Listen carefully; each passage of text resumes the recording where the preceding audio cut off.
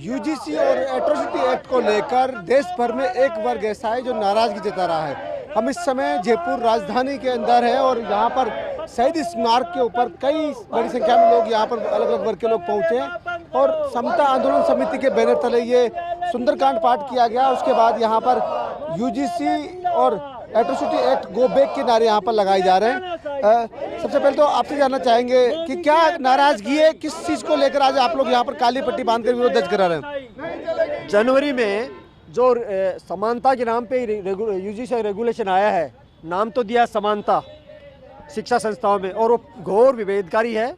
उसमें इन्होंने केवल 3 चैनल पे बढ़ा के इन्होंने व्यवस्था कर दी कि इसमें जनरल जो वर्ग है उसकी कोई सुनवाई नहीं है। SC ST OBC और अल्पसंख्यक सब ले लिया, इवन लिंग आधारित ले लिया। तो उसमें फॉल्स कंप्लेंट की कोई कर दी, उसकी कोई कार्रवाई उस पर नहीं होगी।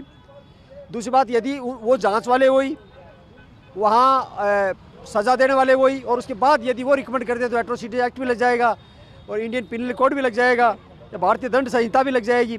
तो सवाल उठता है, जब आप समानता की बात कर रहे हैं तो असमानकारी कैसे हो सकता है? और आप जान रहे हो आज की तारीख में जो OBC विशेष तौर पे है, इतनी मजबूत जातियाँ हैं, उन पर कोई अत्याचार कर सकता है, वो करते हैं, हालात ये है। तो ये हमारी नाराज़गी है, इस नाराज़गी को हम चुनाव तक लेके जाएंगे। आज किस तरह से आप लोगों ने यहाँ पर सुंदरकांड पाठ किया है और गो बैक भी नारे आप लगाए, क्या इसके पीछे मंशा किस तरह से आप चाह रहे हैं?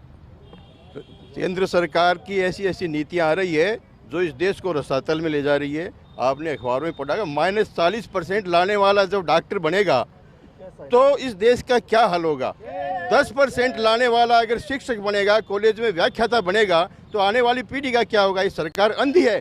70 साल 75 साल आरक्षण को हो गए और आज तक भी अगर कोई आदमी आरक्षण से अगर संपन्न नहीं हो पाया, दलित से ऊपर नहीं उठ पाया है, तो इस आरक्षण व्यवस्था पे लानत है, इसको बंद कर देना चाहिए। ये सरकार की जो योजना है ये टोटली फेल हो चुकी है और हिंदुस्तान को अगर तबाह करेगी तो यही करेगी। हमारा अभी जो यूजीसी एक्ट ये लाए हैं, नियम लाए हैं, आप ये बताइए कि अब छोटी छोटी बातों, अगर कॉलेजों में, यूनिवर्सिटीज़ में, स्कूलों में बच्चों को ये पढ़ा रहे जातिवाद, आज तक ये बच्चों में नहीं था, लेकिन इस कानून के आने से, इस धाराओं के आने से बच्चे भी समझने लगे और वो शिक्षकों को ब्लैकमेल करने लग गए।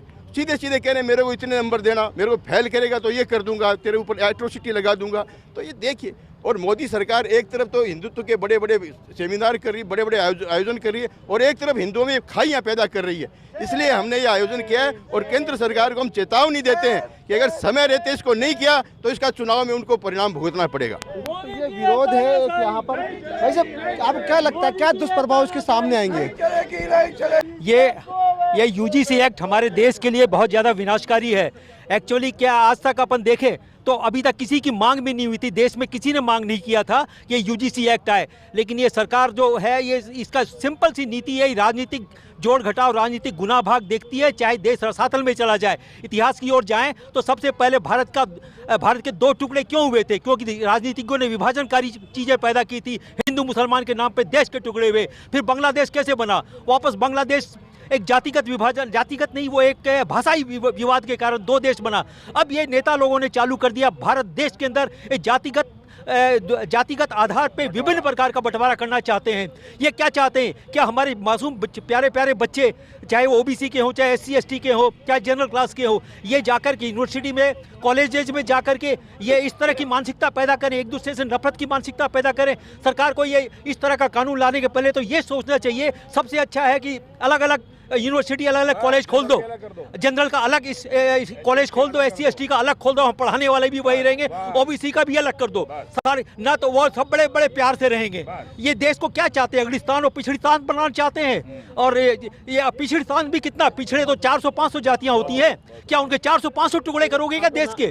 रोना आता है। हम बीजेपी के साथ कितना हमदर्दी थी हमारे अंदर। तमाम वो लोग हैं जो अपनी नाराजगी जता रहे हैं क्योंकि इनको लगता है कि जिस तरह से जातिवाद को जहां कम करना चाहिए वहां पर इस तरह के जो कानून आएंगे उससे जातिवाद की खाई पैदा होगी और ख़ास तौर से शिक्षण संस्थानों में अगर इस तरह से जातिवाद के बारे में कानून नियम लाए जाएंगे तो उसका असर बच्चों पर भी पड़ेगा और उसका दूरगामी परिणाम जो आम समाज है उसके अंदर दिखाई देगा।